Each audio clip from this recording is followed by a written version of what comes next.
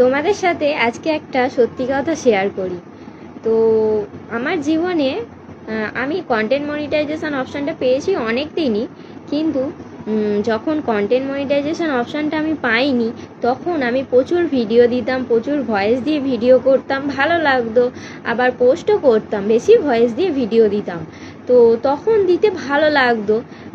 তারপরে যখন কন্টেন্ট মনিটাইজেশনটা পেয়ে গেলাম, এখন কেমন জানি হয়ে গেছি। এখন কেন ভিডিও পোস্ট করতে ভালো লাগে না, কেন আমি জানি না। শুধু ফটোই পোস্ট করি, শুধু দরকারের জন্য ফটোটা পোস্ট করি, নাহলে আবার কন্টেন্ট মনিটাইজেশন নিয়ে নিতে পারে। একবার দিয়েছে বলে এই নয় যে নিয়ে নিতে পারে না। ফেসবুক যদি দেখে তোমার কাজ করার ইচ্ছা নেই, তুমি কাজ করছো না, তখন কিন্তু কন্টেন্ট মনিটাইজেশন অপশান নিয়ে নিতে পারে। তো যেন কেমন একটা হয়ে গেছি, ভিডিও পোস্ট করতে ভালো লাগে না, কেন জানি না। তো এটা সত্যি কথা তোমাদের সাথে শেয়ার করলাম। কেমন আছো সবাই? আর কমেন্ট করে জানিয়ে যেও, আর ভালো লাগলে একটা লাইক কমেন্ট দিয়ে পাশে থেকো।